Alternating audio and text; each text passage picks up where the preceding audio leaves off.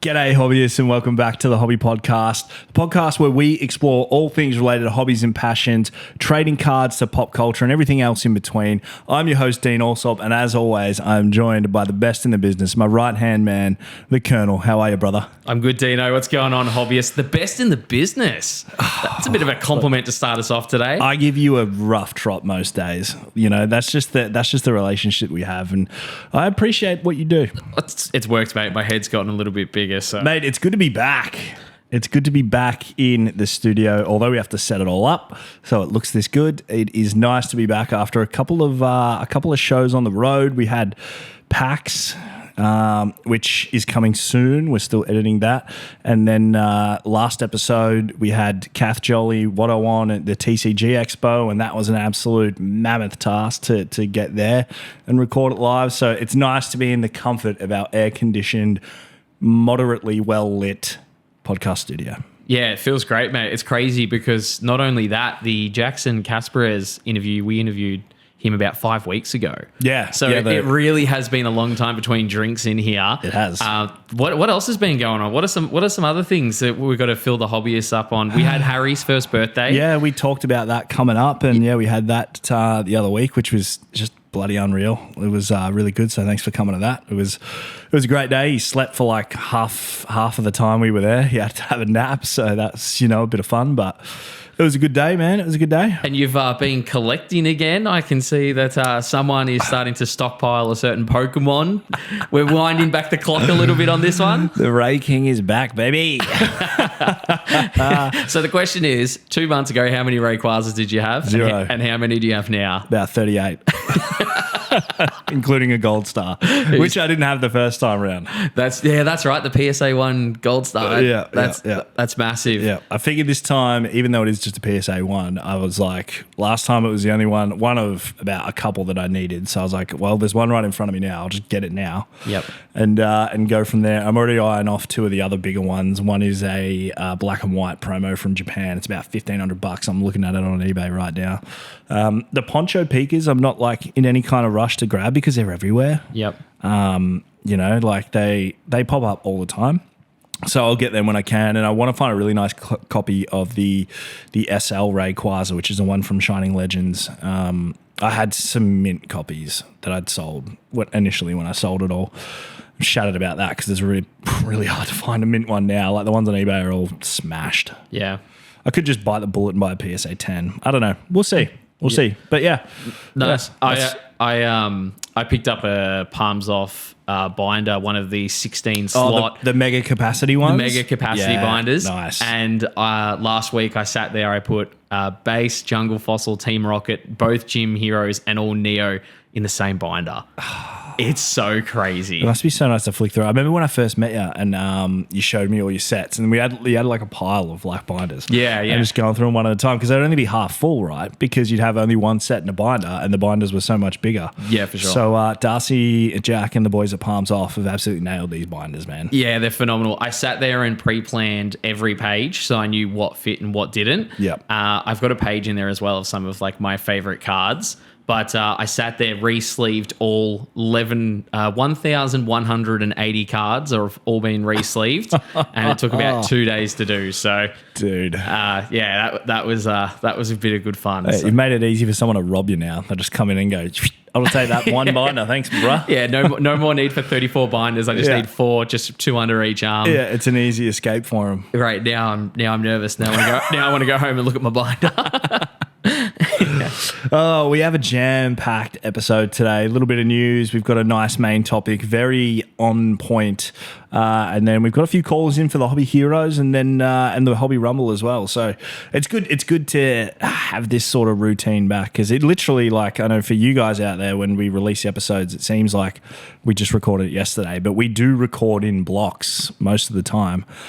So yeah, like Kearnzys said, it's probably been like 5 or 6 weeks since we've sat in this studio to record these eps. Yeah, for sure. The viewers out there are going to get a nice little double bubble with the guest episode drop in last Sunday and then this episode drop in on Monday night. They get 2 episodes within 8 days. Oh, yeah, they will too. Yeah. They will too because we pushed the last one out a week. Yep. Just to make sure it was perfect for you guys. So we really hope you guys enjoyed that last Sunday.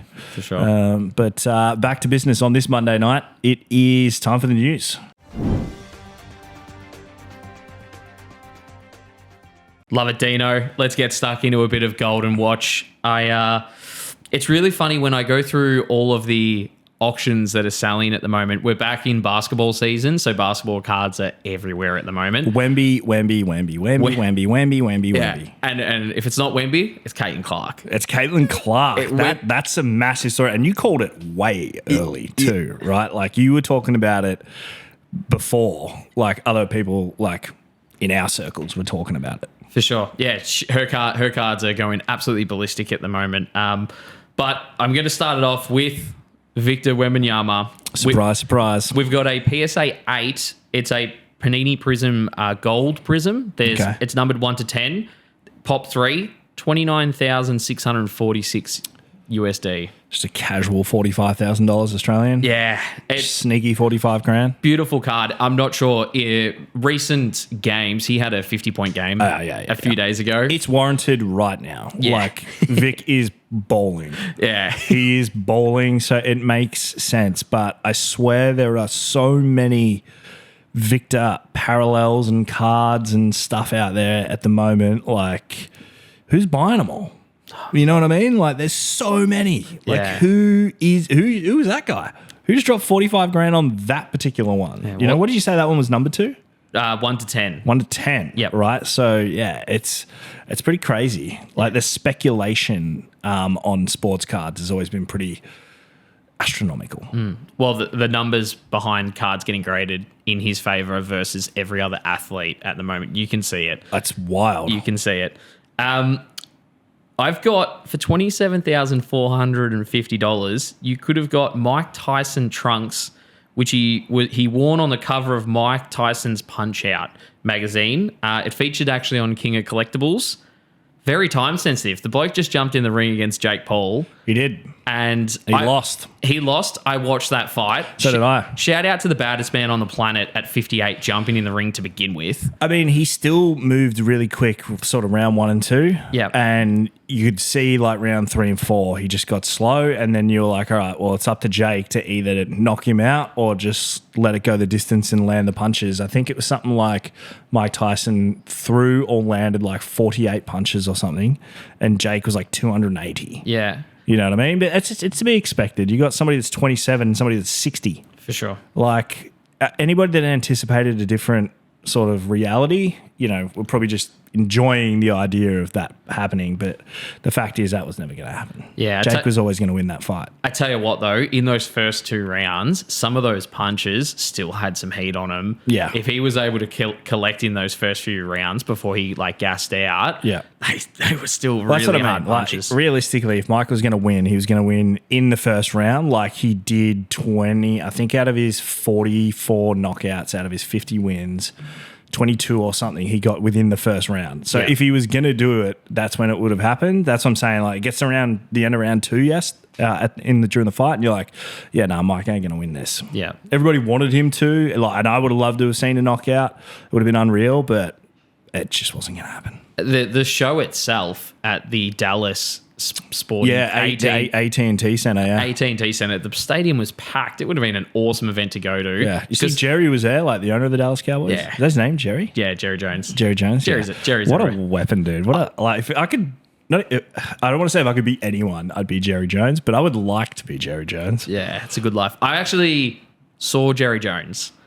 I was off in the Greek islands and his boat was off the about 500 meters off the shore. You saw his boat out there. Yeah, but like I technically probably saw him and just didn't know. But chance, I kind of saw him. No chance, man. Yeah. His boat just wouldn't be docked off the Greek islands and him not be on the boat. Potentially. Why would Very likely. Why would it be there, you know? Probably chartering it out because he's too busy doing business back in Texas. I like to think that I saw him from a distance. Next up, I've got a Treasure Cup promo from One Piece. It's a Renoa. Apologies if I pronounce that wrong. It's a BGS Pristine 10. What'd you say? Renoa? Rorona? Is it Zoro? No, it's Roronoa Zoro? Noah. Yeah, Roronoa Zoro. Zoro. Yeah, we just call that a Zoro. Ah, right. Okay. One Piece isn't my thing. All right. You all know that. Oh, yeah. It says Roronoa Zoro on there. I should have just gone with that. But that's from 2022, 2023. And it sold for 1,760 USD. So about three Australian. Is that One Piece prices have been interesting. I'll cover that when we get to the One Piece news because, yeah, there's been a lot happening. Yep. Okay. So it doesn't surprise me. Doesn't surprise you. Does that's it? Okay. But the way you're sounding, it sounds low. I mean, yeah, it's like some of those cards used to get that kind of price raw. Yeah. So for a graded one to be doing the same kind of falls into line with, what I'll cover shortly anyway. Yeah, sounds good. All right, we interviewed Jackson, huge Jujutsu Kaisan fan. So I thought I'd throw this one in honor of him. So I've got 2 slabs, both PSA 10 graded. You got a Sakuna and a Satoru Gojo. I want you to guess at how much they went for. Beautiful looking slabs, 2 of them, PSA 10s. What did they sell for? Huge anime, one of the biggest animes in the world at the moment. $8,911. $29. I missed out. $29? 20 on Goldin? On Goldin auctions. So here's the thing, right? When you go through these listings, God, I was way off. There is so many great buys over there. These 2 cards are beautiful. If I had known they were getting auctioned off, I would have put a bid in for $35. I probably would have bid $50 on them. But would you have bid 100? Probably not. Yeah, see, well, then it's not that big a surprise that they went for 29. Then they're obviously not worth anymore. I'm buying other things at the moment. I'm investing my money in other things at the moment. But these for 29 USD on the side would have been beautiful pieces to get. Yeah. And we can't talk Goldin sales without going to the mother of all sales this year. It is the biggest thing that has dominated the market. We've got the Shohei Ohtani. 50-50 baseball. 50-50 baseball. And when I was researching it, because I know that he pitches as well, I thought it was 50 home runs and like 50 strikeouts or something like that. 50 base steals. 50 base steals. So this set a brand new record for authenticated baseballs, and it went for 4.392 million USD. Crazy. Mind blown. And they won the World Series. Yeah. So it's a 50-50 world-breaking baseball the year the Dodgers won the World Series. And he's going to win MVP, or did he win MVP? That's probably something to check. I don't know. Wow. So I would assume so, but I also know he was injured after like game 3. Yeah. Still played. But yeah, so I don't know if he actually got MVP. The craziest, there's still a bit of news surrounding this ball because after it, there was the ball got hit into the stand and a guy called Christian Zazek got his hands on the ball first and pulled it up, and there was other people that had hands on the ball as well. So they're claiming ownership of the ball. So even though it's sold, it's going through the courts now to determine who the real owner was of the ball. Crazy. I mean, $4.392 million.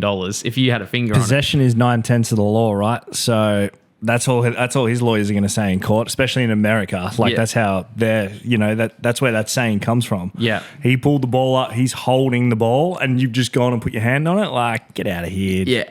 It's get out of here. It's still doing the rounds. Even if like you put your hand up, it bounces off your hand and goes behind and some other guy catches it. Yeah. You missed it, bro. Mm-hmm. You didn't catch the ball. He did. Yeah. So that's it. But it's just people want money. Seems like an easy opportunity, but I think he'll be fine. Yeah. I think it's before we move on from Goldin Watch, I think it's also time to share with you all that we will be sending 2 cards off to Goldin Auctions.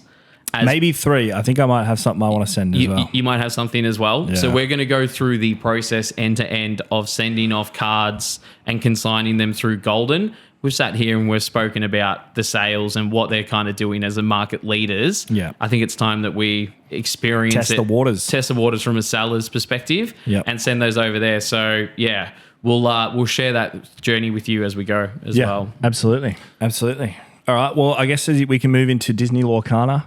It's like our little sister. We just love little Disney Lorcana. Bit of fun. You guys will see when the PAX video comes out. Lee and I did some stuff at the Disney Lorcana booth, and we both actually played a Learn to Play there, which we had so much fun. Like, is that not like one of the funnest TCGs you've ever played?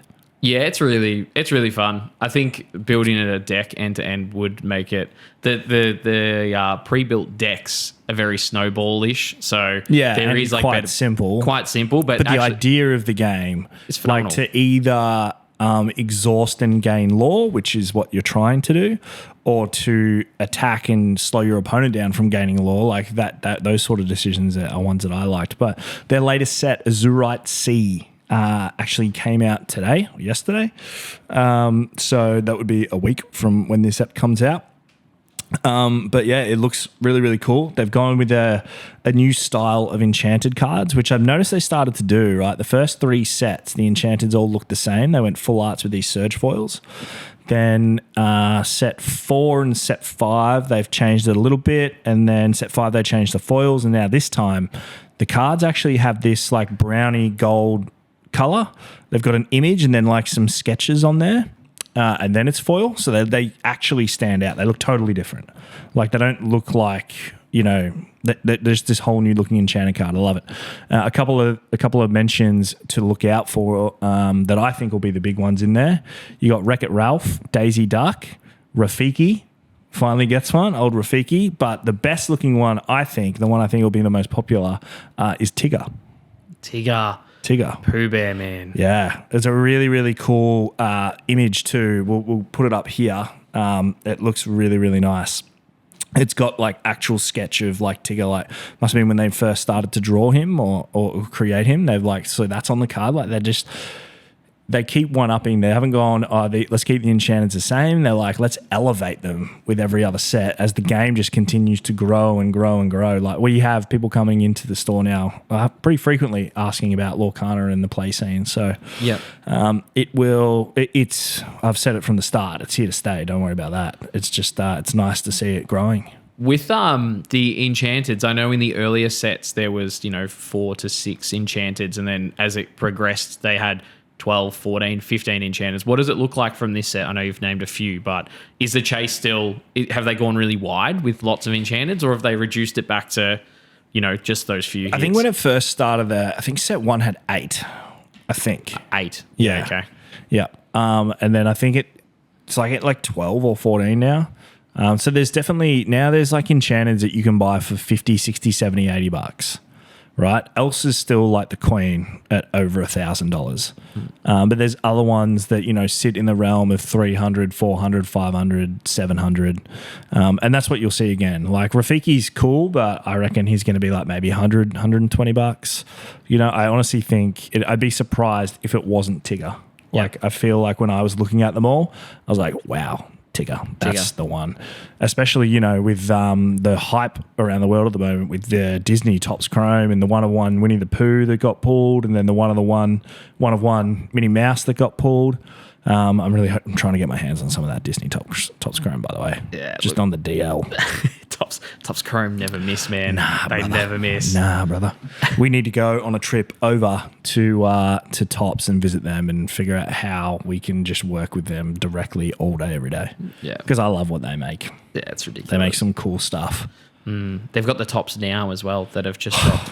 Dude, they're so fast, though. Did you see them the other day? Yeah. After Tyson slapped Paul, yeah, they made 2 one-of-ones and got him to sign one each, and Jake Paul signed it and wrote "didn't hurt." Yeah.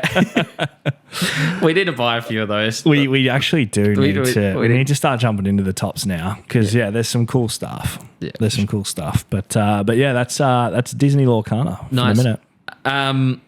We can't talk about news around TCGs and not talk about the new Pokemon trading card pocket game, because it has recently launched and it has hit the ground running. So up until the 6th of November, which was last week, there was over 11 million downloads.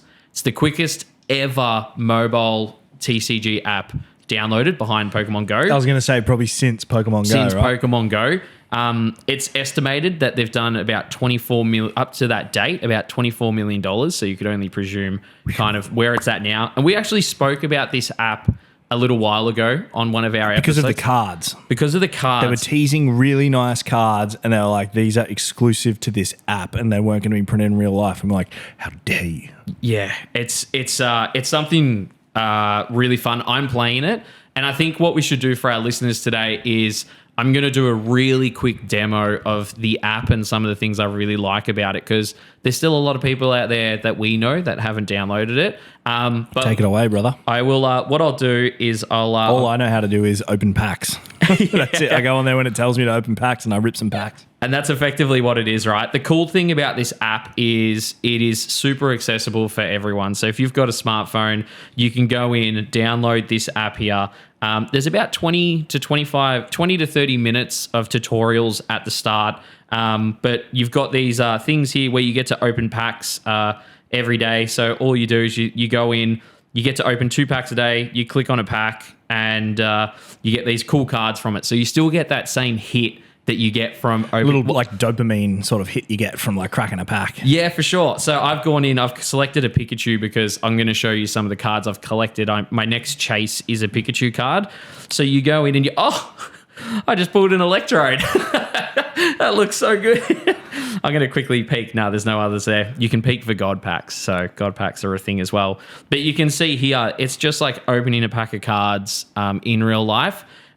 These cards go in, they get added into your card collection.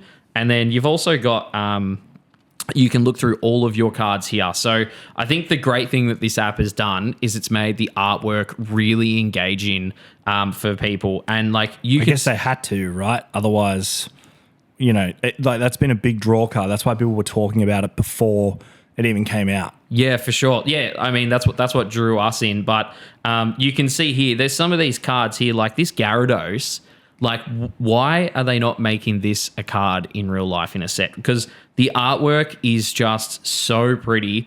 And they've also got these video cards as well, which they are almost a little bit like NFTs. Like, you collect these cards, and then there's like a short little video with them. So there's... It's like the big ones, right? The Mewtwo, the Charizard, and the Pikachu? Yeah, for sure. So you can see in this one here, this is the Mewtwo one that I was able to pull. And it's just one of those things that it's the origin of Mewtwo. It's a really big hit. When you pull this card, like, you've pulled it. They've put a lot of thought and energy into this app. It is just so cool as a collector to go through and pull it. But the other thing that this app really does is it promotes you to be in the app more. So one of the huge... That doesn't sound like an application. One of the huge features of this app is actually the battle ability. So this teaches you how to play the TCG, and you can log in and learn to play, and then also play other people around the world. So we spoke about this back with Disney Lorcana when the online client disappeared, and the inability for people to play Disney Lorcana, for people that are rural or they can't get to their local LGSs. Yep. You can log on to this now at any time, jump in, play a game. It teaches you. Every time you play a game, you get points. The more points you get, the more packs you open. So it's really cool. You also get this. There's also a feature in there for being social with friends. So you can add friends and you can exchange gifts and stuff with them. Yep. And yeah, it's just a really well put together app. There's some massive changes coming in December. So we get our first themed event in December, which got recently announced. It's a Venusaur theme. Okay. And they're bringing out trade-in January. Now, It's going to be pretty wild. here's my question to you, right? Do we see a market for this app where people are selling some of those big hits like the Gyarados, the Lapras, those video cards, and they're selling them to people for money? Because if you're sitting there on the app and Potentially, but it's pretty scary. You'd have to use PayPal GNS because you'd have to send the money first and give you details. And if they don't send you the card, like trade you the card digitally, then you could lodge a claim with PayPal. But guaranteed, 100%, no matter what Pokemon say or try to implement, there will be people trying to profiteer from it. for sure, Without a doubt. That Mewtwo card, you pull 2 Mewtwo cards and you don't pull one. I haven't pulled any of the big ones. And I go, here, like I'll give you this card for $10. You trade me a common. That is going to be a massive market. Yeah. There is no way that this won't be a massive market. You look at the numbers here, like the first week on the first day, the app did 2 million. And then from day 4 onwards, it's been touching 6 million a day. Do we know how many people have downloaded the app? Do you have that stat? There was 11 million people on the 6th of November. So you could only presume with the trajectory that the app is growing at, there's probably closer to 12 now, maybe 13. But there's a feature in here where there is a pay to play. So you can subscribe and buy things to open more packs. Like all apps. And that's where they're making their money. Yeah, of course. Is people, because, they're short of $1. Yeah. You sit there, you open 2 packs of cards a day and you're like, I want to open more. So you pay like $15 and you get to open another 10. Yeah. And it is coming across extremely successful. When we previously spoke about it, I didn't realize the extent of this app and just how awesome it would be. But well, it keeps getting better as well, right? Like, even when I downloaded it, I thought, you just open packs and collect cards. And then after a couple of levels, you bring in battling and, everybody's really enjoying that. So, yeah. it's cool, man. It's gonna be a thing. I think about just the question around collectability of these early sets, because there's promo cards that are out at the moment. What does 5-10 years down the track look like if this app is still around? It's still, Pokemon's North Star. Yeah. And you've got a promo card from the very first set in 2024. Will the value go up just like the physical card as things in digital are growing? I think as far as like a free game to play, everyone should be on it at the moment because A, it's fun.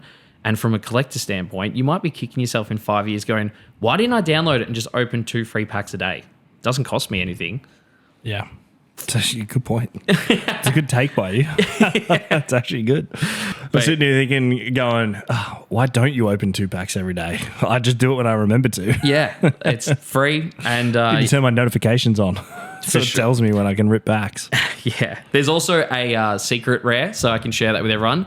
Once you collect all 151 Pokemon from Kanto, you get an exclusive Mew video card. So does that mean you collect 150 then, and then they give you 151? Nah, because you can collect the common of Mew. Okay. So it's like an alt art version of it or whatever. Yeah, it's one of the video versions as well. So that's cool. You collect the other ones through opening the packs, and that one you've got to collect all 151. I'll start taking it seriously when I can get Rayquaza. Well, you won't be far off, mate. Until then, laters. But yeah. Yeah, I mean, the only other thing, but we're going to cover it in today's main topic, is Surging Sparks.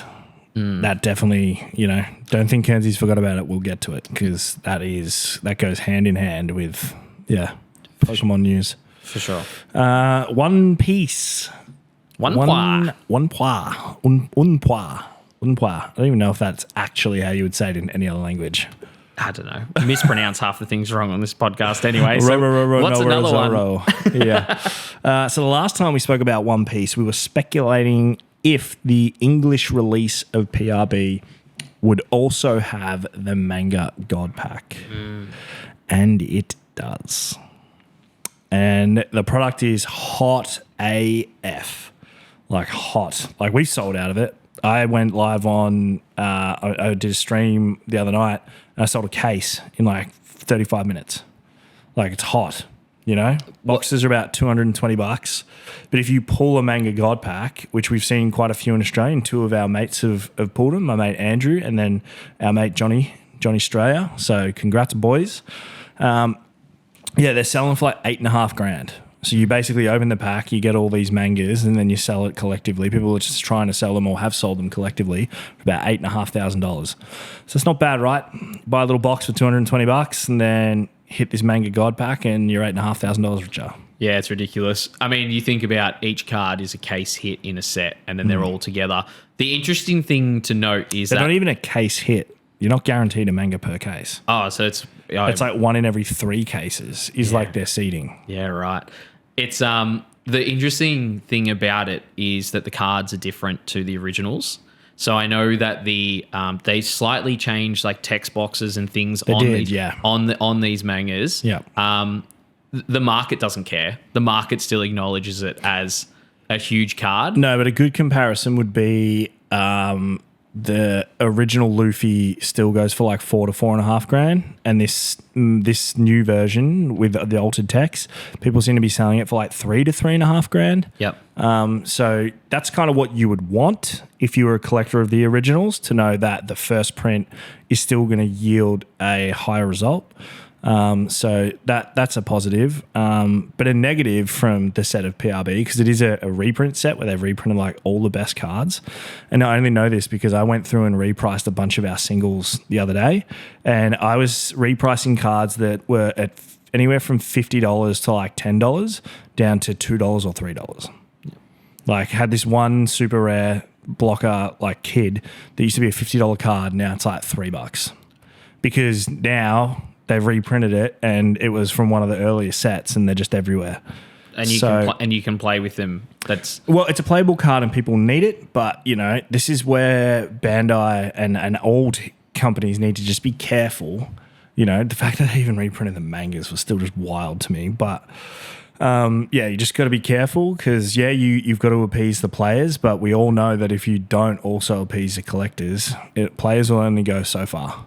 Yeah, and we spoke about collectors more often than not would put as much, if not more money into most TCGs, not all TCGs, but even like Magic. Magic is a very player-heavy game, but there's still lots of collectors out there that collect that sealed product for Magic. You know what I mean? So yeah. It's been an interesting sort of watch, and I've turned away a lot of people trying to sell us One Piece recently, just because I'm like, it's with the current prices and everything that's fluctuating. I'm like, the percentage I am offering it is so low. I'd rather you just go sell it privately on Facebook, because I'd rather you make your money, because it's just way too risky for us. Like I said, I was repricing some cards that were $50. We probably would have bought them for like $30, and now they're $3.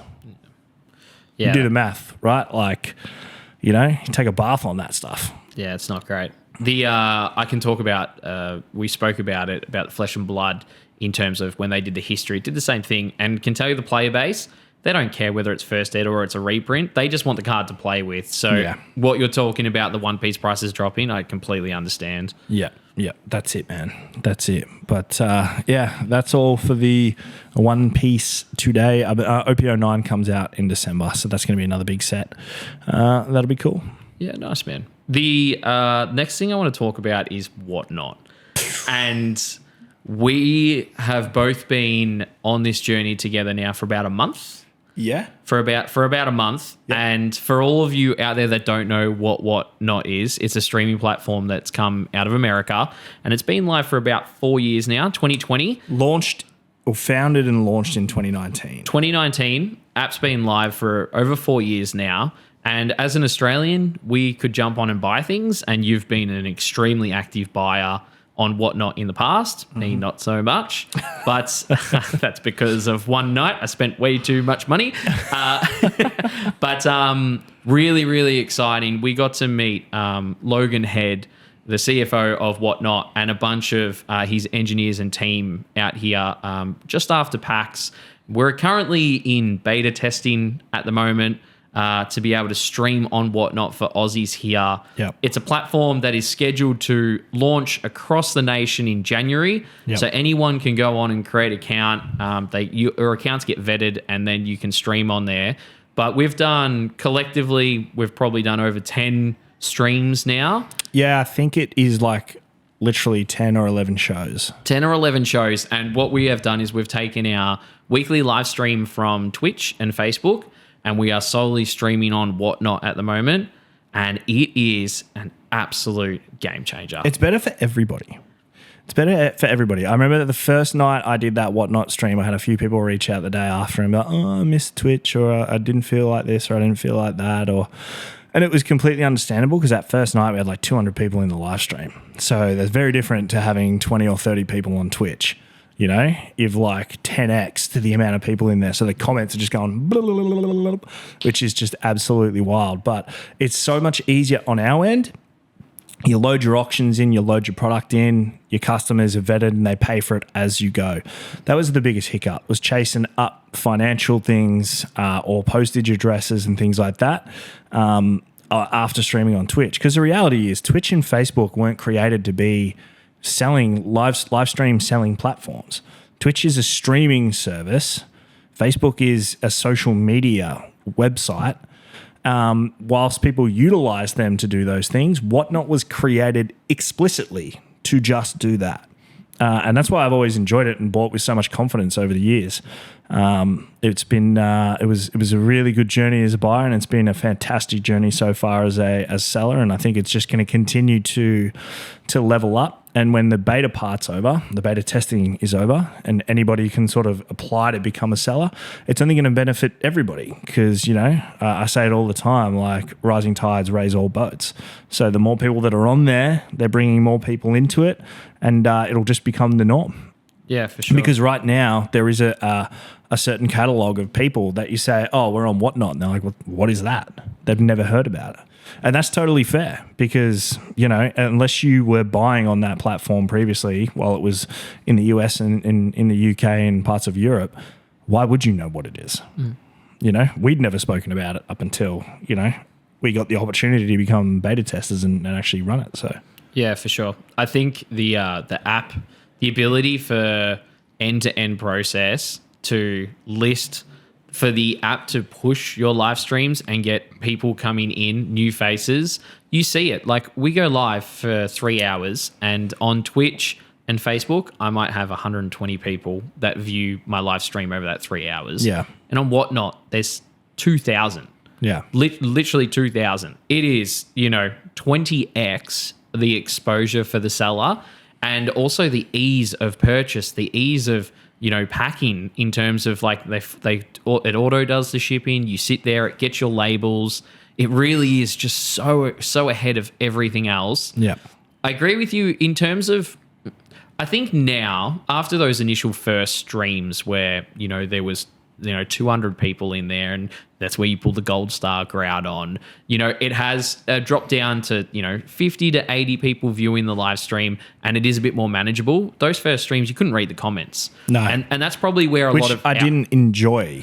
Yeah, like we love to engage with everybody, from the people that listen to this podcast and call in, and people we see, and then people on stream. Like that's one of the best parts about streaming and content creation in general is engaging with your audience. For sure. And if you take our audience and our little community that we've built on Twitch, we had 2 to 3 hours of conversation, whereas on Whatnot, they weren't feeling heard because it was just so busy. Yeah. But it's a journey that I'm really excited that we are on, and I'm really excited to continue streaming on there.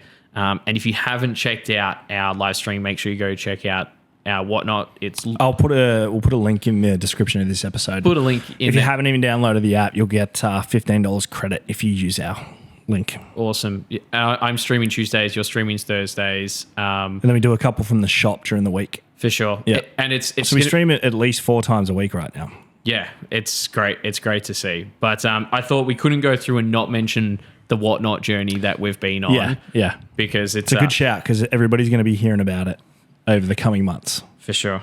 Metazoo just reignited their Discord channel, and it absolutely popped off in a positive way.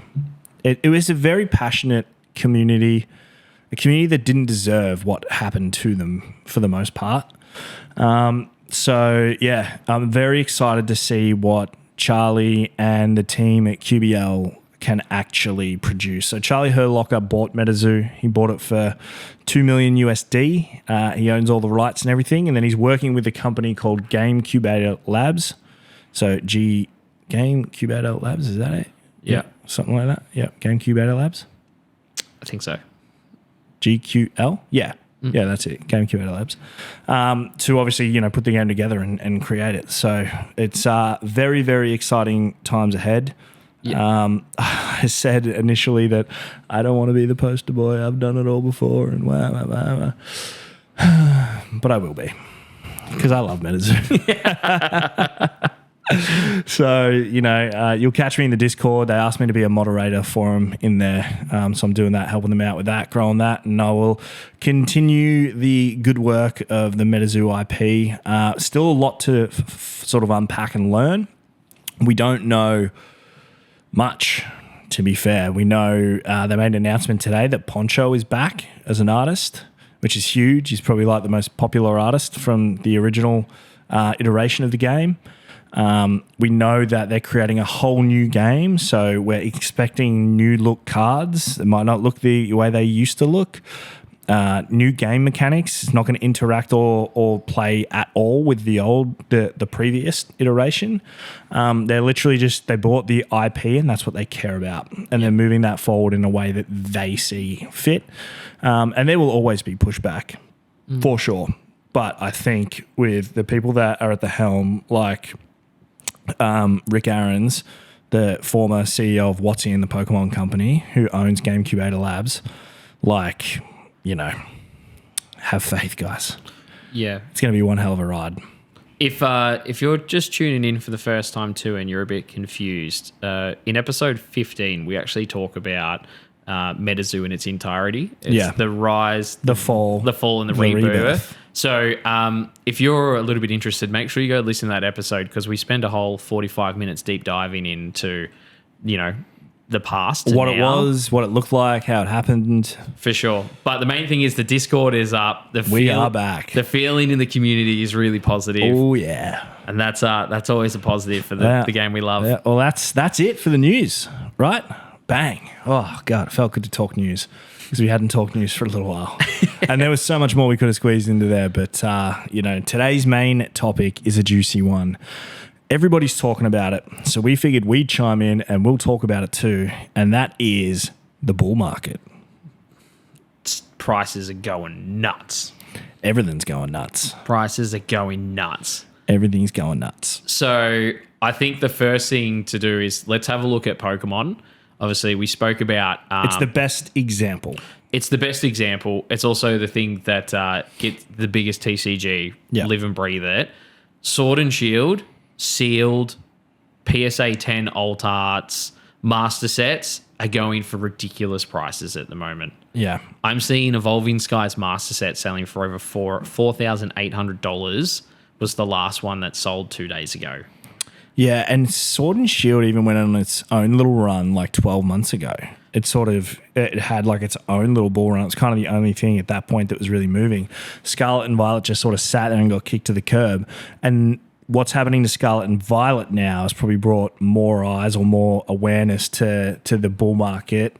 The bull market like being here, because now Scarlet and Violet sets that nobody really lent into or were wowing anyone are now being snapped up left, right, and center. Yeah, the Surging Sparks is the greatest example of that. It's the most recent set that's just launched. Product is so hard to get your hands on. Yeah. We know I have not had so many people in my DMs asking for Surging Sparks cases. Yeah. Of any set that have ever released. Yeah, it's an interesting one. And there's been so much chatter and speculation all over YouTube.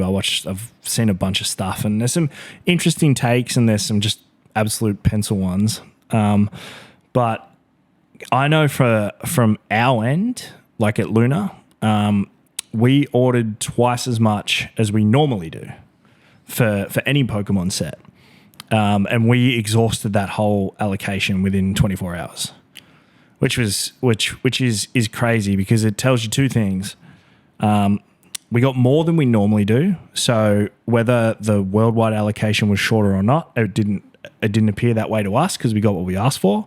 And two, we sold out in 24 hours, which hasn't happened ever since I've been on that side of the fence, right? Because the last time we had a bull market was 2020 and I was a buyer, not a seller. Yeah. So, you know, it's been a bit of a surreal experience watching that happen to Surging Sparks.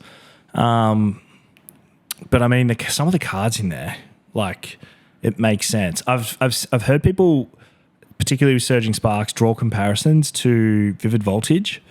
But if you go back and look at Vivid Voltage, which I think was almost 4 years from now, I think it's like almost the same time frame. Yeah. Yeah, there's a big rainbow Pikachu, but it's a horrible artwork. And what's the next best card in that set? Yeah. Tell me. The Latios and the Latios, maybe. those Yeah. the flying legendaries. Yeah. But all I see on socials at the moment is the Pikachu. The moment people pull the Pikachu, Well, in Surging Sparks, you've got Latios and Latios.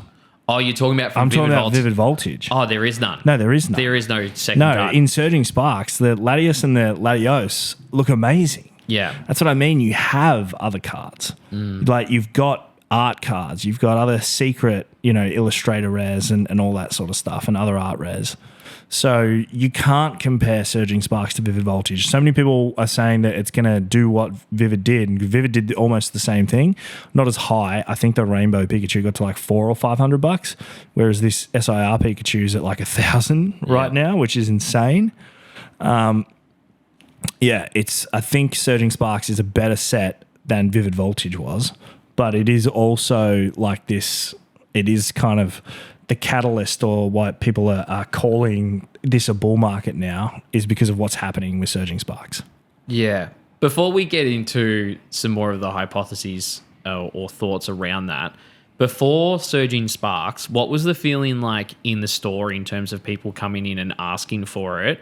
And also even something like the midnight launch of it. Was there, 50 people there, or was it a normal midnight launch? Was people not really talking about it, and then the sets come out and everyone's gone, shit, I want it? Nah. It was what you basically said at the start. So usually a midnight launch for us would accrue 10 to 20 people max at midnight coming to the store to pick up their stuff. Everybody would just come the next day. Yeah. Surging Sparks was like a trade day. It was like 55 to 60 people in there at midnight and stayed till like 2 a.m. just shredding boxes and packs. Right. Like at midnight. Like it was just crazy. And I was live on stream doing the same thing on Whatnot until like 2 a.m. And there was just tons of people in there. And there was a lot of people trying to pre-order or asking about pre-orders. We only ever do a small pre-order until we get our allocation, and then we obviously can put more up.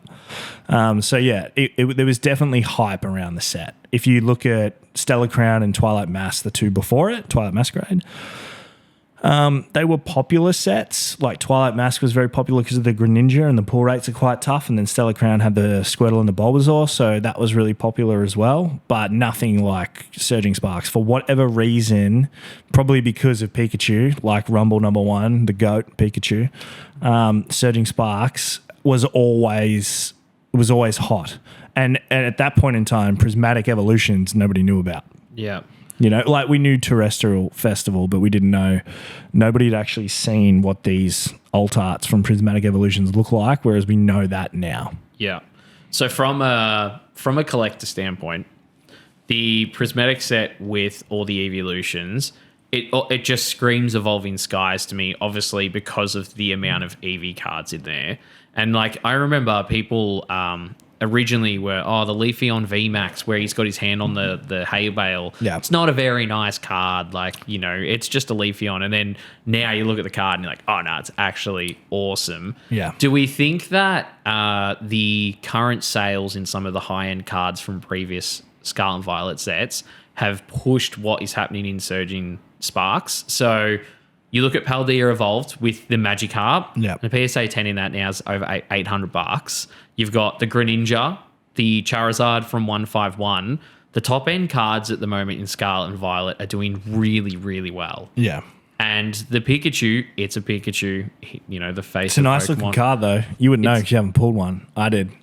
I've opened 3 packs so far. That's how many I've been to get my hand on. 3 packs. It is a really, really nice card though. I just find it weird. If we go back to the talking about like the bull market, I find it interesting that Surging Sparks is drawing comparisons to Evolving Skies and the Moonbryon with that card. People are saying, what would you rather? Would you rather have a PSA 10 Pikachu or a Moonbryon at its current price? I saw this today, bro. Now that you mentioned it, I saw somebody selling a raw Moonbryon for like $500, and the Pikachu's selling for like $950 to $1,000. It's already eclipsed the Moonbryon in terms of a raw price, which is pretty crazy, but it just shows like this whole game is swings and roundabouts, right? Like what does that mean for graded Moonbryons? I haven't looked to see where their current price is at, but like it's very much a FOMO tunnel vision kind of game. Yeah. Like everybody wants this Pikachu now. Like I remember I pulled it for that guy on stream and he came and he goes, I don't really like it. I'm probably going to sell it. And at that point it was worth like $450, $500. Now, whether he sold it or not, if he didn't and he still got it, he's made another $400 in like a week just by not selling it immediately. So like, but nobody at that time thought that. Like even at 450, people asked him 500, and they're like, this is wild. Some guy put up a post and was asking to buy him for $600, and like people were like, you crazy. And then the next day they were $800, and now he looks like he's trying to get a good deal, but originally he offered more than market. Like, just it's crazy. And the biggest thing is there is more Surging Sparks coming. They already told us that. The release is February. Is it February? March is like the second wave. It's still crazy. Like they said that before they released the first wave. They're like, oh yeah, there's only this much that we can actually get out now, and then more is coming. Yeah. So people know that it's coming, but there's still just this crazy hype train around it. I think a big part of it has to do with those cards that are going nuts from previous sets, because Scarlet and Violet hasn't been the most popular, but Magikarps were $50 each. Like when it launched, wasn't that Groudon like $10, and now that art rare is like $300 in a 10 or whatever. The Groudon Super Paradox Rift. Paradox Rift. Groudon, like super expensive. We know the shape of collectibles follows 4-year cycles. In terms, everything in life is 4-year cycles. Everything is 4-year cycles, and it's actually a conversation that we had where you were like, it's the perfect storm for Pokemon at the moment. We had COVID, where we had that huge boom of Pokemon in 2020. In 2020, we had COVID, so everybody at home, stimulus checks, Logan Paul, the internet, sort of social media influencers. Like in 2020, became like this huge, like that's where they blew up even more than what they were before. Before that, we had Pokemon Go in 2016, 4 years before, which launched. Obviously, brought a lot of people back into Pokemon, and now the Pokemon TCG Pocket has also launched. It only launched, a month ago. Oh, they dropped that 4 years later, and then Prismatic Evolutions. What are the chances? Prismatic, people can sense that the next set is going to be huge in terms of collectability. Yeah. And then there's meant to be like a trainer set and Team Rocket after that. Yeah. Scarlet and Violet going to go really hard at the back end. Yeah, bro. So I mean, they all do though. Like, look at Sword and Shield base. Look at Vivid Voltage. Look at Darkness Ablaze. Look at some of those early Swish sets that now. Chilling Reign's like $400 and Vivid's like $350 or whatever. And I think Sword and Shield base is actually like relatively expensive. I think it's like $600 or something. So they all get there eventually. But there was filler sets or less popular sets in Sword and Shield, but then you have your big heavy hitters like Evolving Skies, and what was another big Sword and Shield one? Brilliant Stars, Crown Zenith. Yeah, that's huge. So yeah, it's Pokemon they know what they're doing. Yeah, they know exactly what they're up to. In terms of some other TCGs that are experiencing a bit of a bull run, what are you seeing in store at the moment? Because I know Magic as well. I know on a global landscape, like politically, things have changed, and like crypto and share, all these things. Bitcoin's at all-time highs. All these things are up. What else? You said Magic. What else are you seeing from a store level in terms of, what's on? I think it's probably too early to sort of see, say, other games doing well or negatively. Like Pokemon is the biggest, it's the most speculated, it's the biggest IP in the world, it's the biggest trading card game in the world, so it's always going to lead the way. But yeah, Magic definitely as well. Over the last sort of 2 months, the last couple of sets that we've got in, we always sort of buy the same amount of Magic, and it's all gone. It's all gone within like sort of a week, and we've just got a couple of booster packs like filming one of the racks. So the last 3 sets for that, like Bloomburrow and Duskmorn and now Foundations, have all been huge sets. So it'll be interesting to watch over the course of, say, the next 6 months, what happens to vintage, because this bull market that we're talking about in Pokemon still feels very much, it's like modern.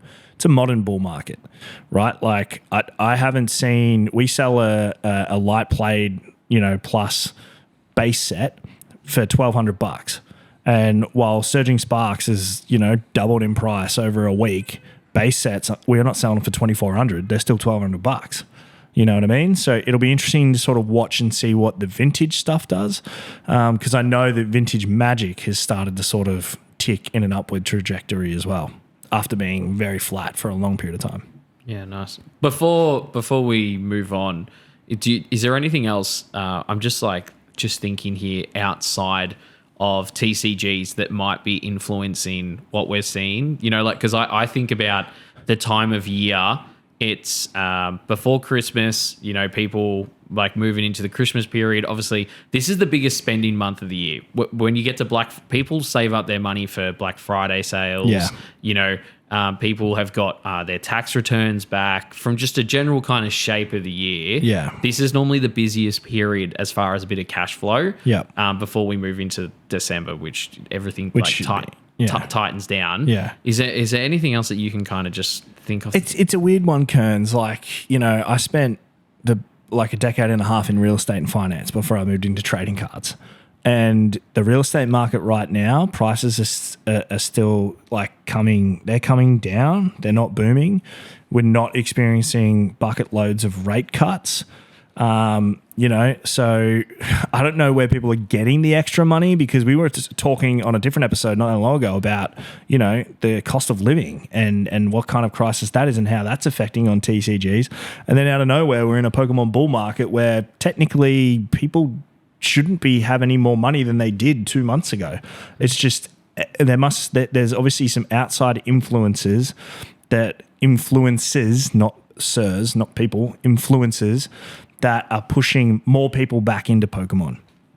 Otherwise, we've all just been hiding money and we've decided just to start spending it now. So the money has to be coming from the outside. I wouldn't be surprised if it was a bunch of people that, you know, are in stocks and crypto, because they're doing well at the moment. They're going up and they're taking some profit out and putting it back into trading cards or collectibles. That is a big thing. That does happen. I do it. I'm happy to, you know, take crypto out and then put it into a trading card instead of leaving it in there, because it's an interesting volatile market. So yeah, I don't know. That's why this is a bull market, and I'll keep doing that, because right now I don't know if we're in the bull market. I think we're on the edge of a bull market, and maybe it's coming. You know, like apparently. Well, I don't say apparently, but Banter, who's Australia's Pokemon distributor, they have no Pokemon left for you to currently order. But I haven't had direct communication from them to say they have nothing. Maybe they just are waiting to restock something. Like, I don't know. I don't really know what's going on. It's all sort of a big specky at the minute. So we'll just have to wait and see. I mean, everything's pointing towards a bull market for sure. I'm just sitting here going, well, where's all the money coming from? So it's got to be coming. Maybe people are coming back in that were out. I don't know. It's those 4-year cycles, man. Like I think, you know, the positive finance side where people are making money probably has a bit to do with, you know, them coming into the hobby to snap up whatever. But again, I mean, God, if I was just coming into the hobby, I wouldn't be buying modern stuff. Like the first time round, like in 2020, it was all vintage. That's what went straight up. So, you know, it'll be interesting to sort of watch. We'll keep talking about it over the next couple of months and just sort of see what's actually going on.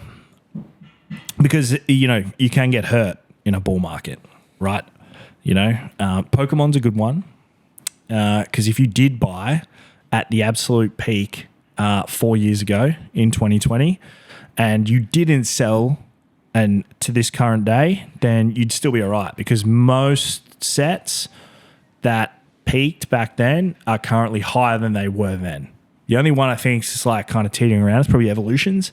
So I feel like that was like $1,200, and now it's kind of still like $1,000 to $1,200. But if you look at like Sword and Shield sets and stuff like that, like they're at all-time highs, all those boxes. So, you know, you can get burned if you try to make a quick flip in a bull market. If you're going to buy in a bull market, you know, you got to hold on for the next 4 to 5 year cycle, like, and then you'll be all right. Yeah, for sure. I think I'll just add just the change in collectors as well. I'd say in 2024 we have a lot more people collecting sealed product versus you know, buying a booster box or an ETB. A lot more people I know are buying sealed cases. So if you're getting, even if you're getting double the amount of product that you used to get, if 20% of that is still going to sealed collectors, it's 20% of the product that's not on the market for people to get their hands on. Yeah. It's going to drive up the prices, especially until like the reprint comes in Feb. Well, that's the thing too, is Pokemon have and will reprint when they see fit. So you've always got to be wary of that as well. So yeah, we're in for an interesting time. Enjoy the ride. It's going to be fun. I know I'm having fun. I know that I bought some of my Rayquazas cheaper than I did sell them, and I've paid more for others. So, you know, it's a bit of both. It goes both ways or whatever. But, yeah. I think a lot of people will move their assets as well in this bull market to buy other things. To your point around, you know, like modern stuff is going ballistic. I can sell this and then I can go back and buy a Delta species PSA 10 Rayquaza, or I can go back and buy some of those. It's you'll find a lot of that as well will happen at the moment, where it's I can actually sell this now to afford the collectible that I couldn't afford 6 months ago. Yeah.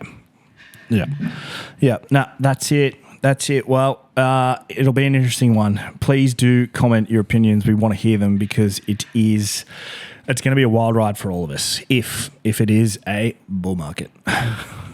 But for now, let's jump over to the hobby heroes.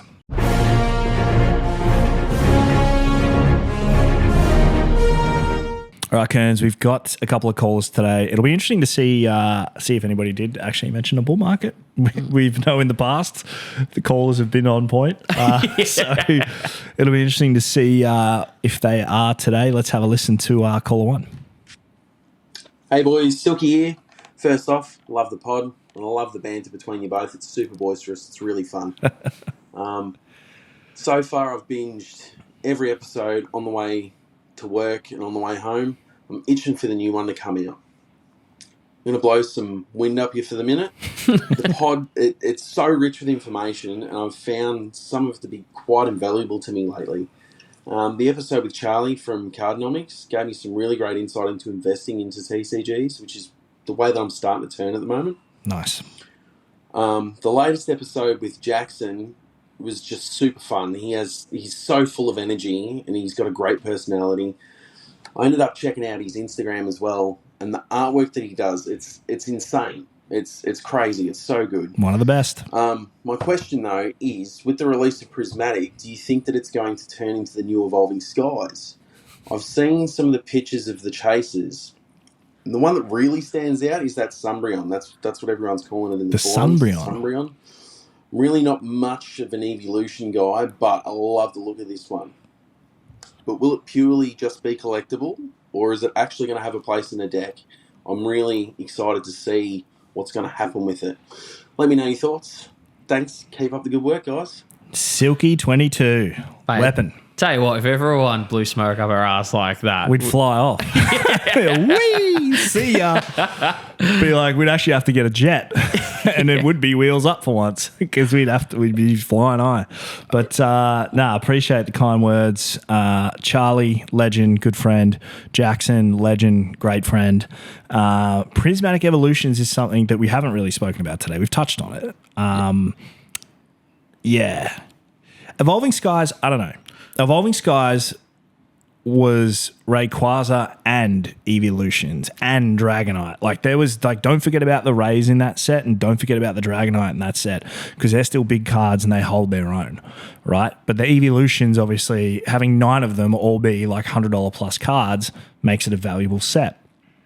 Prismatic, yeah, it's definitely gonna be, a popular set, but I think personally, depending on what else is in there, I would say you would have to assume the Rocket set is going to eclipse all of them when it comes out, and then is that going to be the next Evolving Skies? You know what I mean?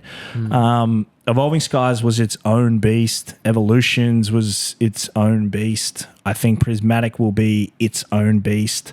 Prismatic is only the next Evolving Skies until it is, and then Evolving Skies isn't. Then it's going to be, is this Rocket set going to be the next Prismatic Evolutions? I think Prismatic will be super popular without a doubt, and I'm calling it early, and I think the Eevee Alt Art will be the most expensive. Okay. Because Eevee always gets done dirty. All the evolutions get all these alt arts and stuff, and Eevee's got one, and it looks sick. And Eevee's like, it's Eevee. The others are all evolutions of Eevee. Eevee's like, like Pikachu. Yeah, OG. I agree with most of what you're saying there. I do believe the comparison will be more Evolving Skies. Evolutions never miss. They never miss. You got Gold Stars in there. They're such a popular Pokemon.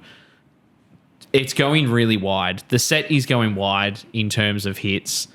It's, because you mentioned Evolving Skies was the Ray and the Dragonite, but it was also the Vs for the evolutions, the Leafeon in the leaves, the Umbreon V at the top of the stairs, the Glaceon sitting on the bench with the snow. Like, it's not 10 cards that are over $100. It's closer to 20. Yeah. And this set here, it's the perfect storm of the apps out, the Pikachu from this Surging Sparks. People have got so much FOMO. I've got FOMO for not buying Surging Sparks on release. And when this next set... Kearns, I'll give you a case in Feb, bro. Yeah. Chill. This is the problem. That's Feb, but we're in November, right? Yeah, you can wait. With this new Eevee set, I can tell you there will be a order for a case going in now. Oh, you already missed. Sorry, bro. It's already happened. It's already gone. We pre-ordered a ton like the other week. Yeah, wow. Well, that's sorry, we'll look after you. That's a sample size of one. I guarantee you it's going to be across the board. Yeah. This set is going to be ridiculously huge. I haven't But seen... do you understand what I'm trying to say about the comparison to Evolving Skies, though?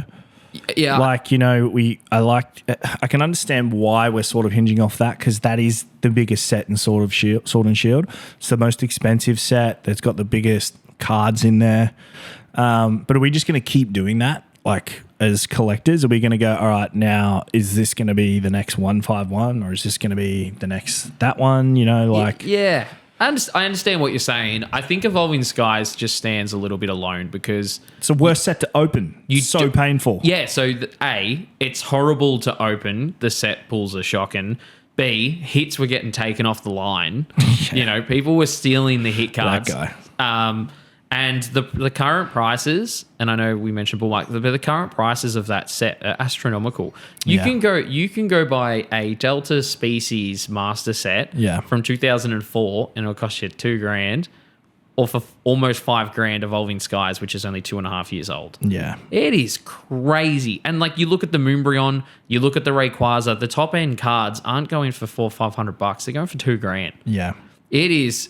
Now, is Prismatic going to be the best set in Scarlet and Violet? Probably not. The Team Rocket one, if they nail it, will be. Yeah. But I think the difference between Sword and Shield and Scarlet and Violet is Sword and Shield's tail was a lot smaller. You had Darkness Ablaze, and at the time, everyone thought Fusion Strike and Chilling Rain was shit. But they've everyone loves those sets now. Yeah. So you've got top end talent across Sword and Shield, where Scarlet and Violet, you've got some really weak sets like Scarlet and Violet Base and Shrouded Fable and... Yeah, that was a miss. Yeah, and then you've got 151, phenomenal. Like Surging Sparks opening up, phenomenal. You're going to have Prismatic and Team Rocket. It's going to be really top heavy and bottom heavy. So I feel like they always are, though. Yeah. I understand what you're saying in terms of the next big set is always going to be the next big set. Yeah. But for what we've had since Evolving Skies, I think Prismatic I guess it's fair. It's fair. You make a good point. Like, with the evolutions is probably where you can draw that comparison, because it was the last Eevee set, I guess. Could you imagine your binder having all of those Eevees on the one page? How good that's going to look? Yeah. Great question. Thanks, Silks. Let's go to the next. Fellas, got a Pokemon what if question for you. If you could choose from one of the following three, it's obviously Pokemon specific. A modern WOTC produced set that's licensed that will be chased by all and has a one-time only single print run. B, a higher end set like the NBA, Flawless, or National Treasures with one-of-one sketch cards which the illustrators autograph.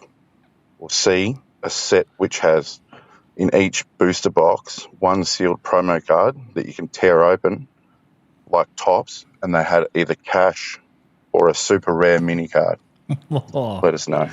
That is good friend of the show, Mr. Chris. Mr. Haylock. Chris Haylock, mate. That is a banging question. Yeah. Okay. So For me, option 3 straight off, like, no, I don't. I reckon option 1 and 2 were so strong. A once-off Wizards of the Coast printed set, 1 print run only. But I think I'm going to go option 2 with like the super high-end flawless type. You imagine like being able to buy a $10,000 Pokemon box off the line with a chance of pulling like a 1-on-1 Pikachu base set sketched auto. Like gold refractor. Yeah. Something like that. That'd blow the jocks off, man. Yeah. That'd be insane, dude. Yeah. Oh, man. Oh, that is so tough. Like the Watsy one is, I thought straight away when that was option 1, I was like, yeah, of course. That's it. I'm going straight back there. But flawless Pokemon. Flawless Pokemon with the option for sketches. Oh, one-on-ones, man. That's crazy. Like serialized cards is the one thing like the Pokemon doesn't do. Yeah. They haven't done it yet. They don't do it yet. Maybe they will in the future, but they haven't done it yet. So, you know, I love that about other like sports, and when Metazoo did Topps Chrome and they had the numbered cards and stuff and chasing serialized cards in Magic, I froth it. I'm a sucker for a serialized card. Yep. So give me a flawless box of Pokemon for 15 grand any day of the week. I love that. I think I'm going to go with option 1. And the only reason I'm going to go with option 1 is there's no risk in it. So I'm guaranteed that set. I'm guaranteed that, and assuming you can get the product because it's 1 print run. 1 print run, yeah, but I think in this example, it's you get to pick which one you want. And if I get the only print run of this extremely rare Watsy set, and like knowing now, I mean, my chances on pulling cards at the moment is absolute dog shit. So you got the coldest hands in the game, brother. I've got the coldest hands. You see that when I told somebody in your Whatnot stream, I was like, Kearnzys was born in Antarctica. He was like one of only 6 people that were born there. And then I followed it up with, I was like, that's why his hands are so cold. Oh, that's good banter. Oh, it was warranted because you're on a hot streak at the moment, and I can't even hold a candle to you. So nope. But the obviously pulling a 1-on-1 would be unreal. There's a chance you open the box and it's a dud, and then I've got my beautiful limited first run whatever Watsy set. Yeah. I'd mitigate that risk and probably take number 1. Yeah. All right. Thanks, Haylock. That was a banger. Call up with some more, bro. That was cool. What's up, boys? After a long day of elevating my hamstrings because they were a bit hot, I've been playing a lot of that new Pokemon TCG game on the phone. Pocket. What's the powerful strat? Doing 1 energy in a deck or 2? And having like a mixed energy deck so you can use like Dragonite. I don't know. That has to be AJ because he's got the weakest hammies I know of. You got butter hammies. Man, so the story behind that I also don't know how to answer this question, like, because I don't play Pokemon, so this is all you. Yeah, for sure. So the story behind that is I had a pinched nerve in my lower back and my hamstrings were really sore. And I didn't go around and see him because my hamstring was sore. So that's what that little snide comment was in the back. Oh, that is so good, AJ. Keep them coming, brother. To answer your question, I've played probably about 75 games now. I'm not completely sure whether the split energy is the way to go in the mobile format because they're only quick games. I was going to say, isn't it like meant to be, one thing I do know is it's like 20 card decks or something. Yeah, so it's like smaller decks. It's a quick format in comparison to, tabletop that you play. And I think because of the speed of the game, it's better to go with single energies. Yeah. Because there's normally only between 10 to 15 turns in a game because of the pace of it. So if you've got split energies, there's a chance that you can't get your Pokemon out and attack. It's very much rapid fire. But in terms of generic Pokemon play, absolutely. Split decks is the way to go. So that's probably the best I can answer that question at the moment. But the Dragonite card in the game is insane because once you power it up to 3 or 4 energies, it attacks all Pokemon, including the bench Pokemon. So use a Hyper Beam? It's Meteor Shower. So he sits there and just poleaxes not only the Pokemon. I'm going to have to play this now. Dang. It's really good, man. It's really good. But AJ, I would probably recommend just sticking with a solo energy to start with. And some deep heat. That'll help those hammies, brother. Thanks, AJ, for calling in. Next one. Hey guys, it's Ben. I hope everybody's doing well. My question for you guys is, for people that want to invest in sealed Pokemon cards but don't want to spend too much money, what would you recommend buying? ETBs. ETBs. Best place to start. ETBs, God, man, I'm trying to buy a Celestial Storm one from Sun and Moon right now because it's got a Rayquaza on it. $750. Wow. It's like Sun and Moon. It's probably like from 2018, maybe, I think, Celestial Storm. It's like 6 years, but it would have cost you $90 back then. Like we sold Prismatic Evolutions ETBs for 90 or 95, like pre-order. So yeah, you don't have to go and buy a $200+ booster box because it's double the price of an ETB. ETBs look better. Let's be honest. I'd rather display ETBs currently than the booster boxes. They got more eye appeal. They've got exclusive promos, and you still get anywhere from 9 to 11 packs, depending on how many they put in that set. And yeah, it's not going to break the bank. That would be what I would say. Because everybody automatically thinks booster boxes or sealed cases of booster boxes. If you want to get involved in the investment side of it, start with ETBs. Yeah. Would you look at Pokemon Center ETBs if you could afford that little bit extra? I mean, right now with the Australian Pokemon Center that is online only, it's probably not a bad option. Like Surging Sparks Pokemon ETBs would have cost you $130 landed, and people are trying to sell them right now for $250. So obviously unique situation. Surging Sparks is insane. But yes and no, because again, it's easier to walk into a store and pick up an ETB than it is to get in and buy on the Pokemon Center for the Pokemon Center ETBs because they always sell out in seconds anyway.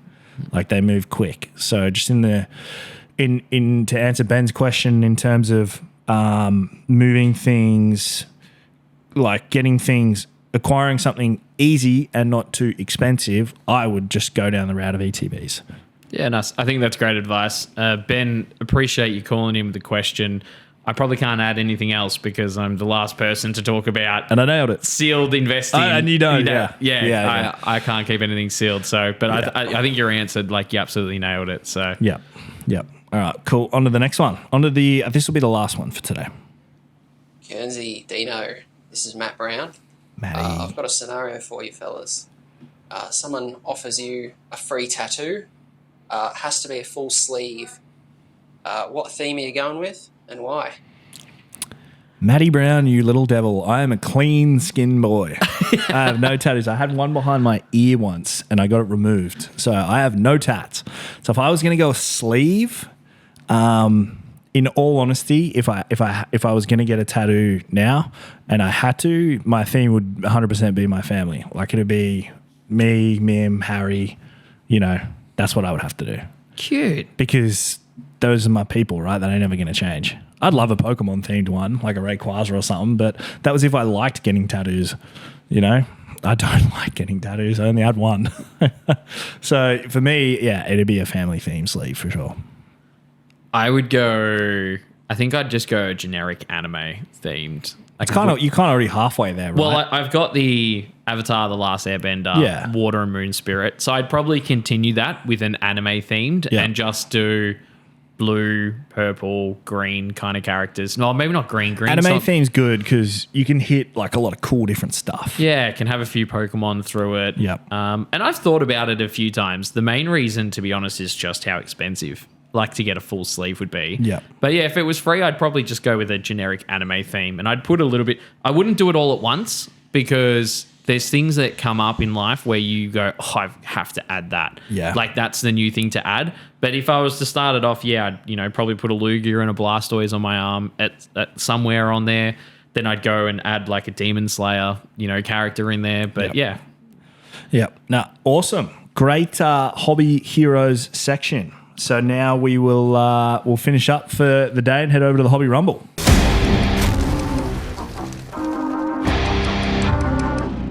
All right, guys. Last Hobby Rumble ended up being 50-50. We did Metazoo versus Nightfall. Which set was better? Had a few technical issues, but the votes that did get through we were basically, we got a couple for each. So we'll just put a line through that one. We did have a rumble planned for today, but I am working on the fly and you don't even know this. And I'm going to pull that and we're not going to worry about it because we have an insanely enormous announcement that we need to make. Okay.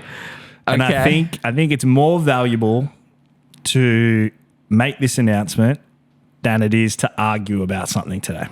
I think today's a day of love and a day of celebration, and a day of everyone that listens to this podcast. I'm going to ask you a question. Hobby Podcast, episode 2. First guest episode. Who was it? Episode 2, first guest. We went to the very top of Mount Everest for Pokemon collecting, and we interviewed Gary King Pokemon. Friend of the show. Very close friend. What did Gary ask us to do? Gary said he'd love to meet us in person and he'd love to come out to Australia and share his love of the hobby with everyone else down here. So thankfully, with the help of our friends from Collect Fest, which you guys are going to hear a lot about because it's a massive, awesome new collector show that's coming out, coming next year in Melbourne, Sydney and Brisbane. But for the Melbourne show, ourselves and Collect Fest are bringing Gary King Pokemon to Melbourne, Australia for the first time ever. Yes!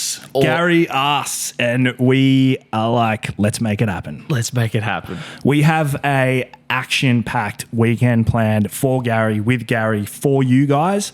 We're going to tell you more later because there's some really cool stuff coming, and we're excited to announce more and more of it. But we wanted to take this opportunity to, one, thank the team at Collect Fest for working with us on this endeavor.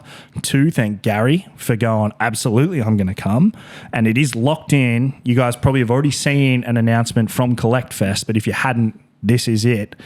And I just wanted to thank the Colonel for, one, agreeing to do this with me when I asked you to at the start and said, I'm a taskmaster and it's going to be like this, we're going to do this, we're going to do that.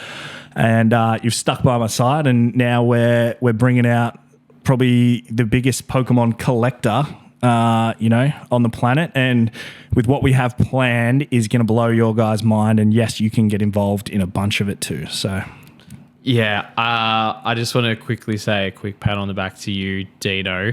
The easiest thing as a fellow co-host in the Hobby Podcast, and what we do here is we divide and conquer. We look after our different areas, and this one I literally left it to you to go about and represent the podcast on behalf of the two of us, and you've done a phenomenal job, and I cannot wait for people to get the opportunity to do the things that we have planned with Gary. Is going to be people that are listening to this show are going to get to partake in that. And we joked about it and we've spoken about it, and so far we're 8 months into our journey of podcasting. And we've been able to coordinate a massive convention which have done so many things in the Australian convention scene, and the biggest Pokemon collector in the world, and make that happen. I'm so excited, and I'm so glad you brought this up and we weren't rumbling, because this is just like so awesome. It is crazy. Yeah. I was going to tell you before the show, I was like, I'll just give him a topic about this is what we're going to do. But instead, I think the people deserve to know. Start planning. I can tell you Collect Fest is 5th and 6th July. 99% sure it's and if it's not, we're cutting this. Yeah. But yeah, another awesome episode, some big things, massive announcement at the end there. Anything else from you, Colonel? I just want to say a massive thank you to all of our guests so far that came on. We got some really great reception from the last episode that launched with Watto, Jolie and Kath. So we love doing this, and strap yourselves in, because we're all on the roller coaster together. That's it. So don't forget to like, comment, subscribe, share, please. Anything. Help us help you. Instagram at @the_hobby_pod. TikTok, The Hobby Podcast. That's a nice easy one. But yeah, all right. Well, that is Wheels Up, and we are out of here. We'll see you guys on the next one.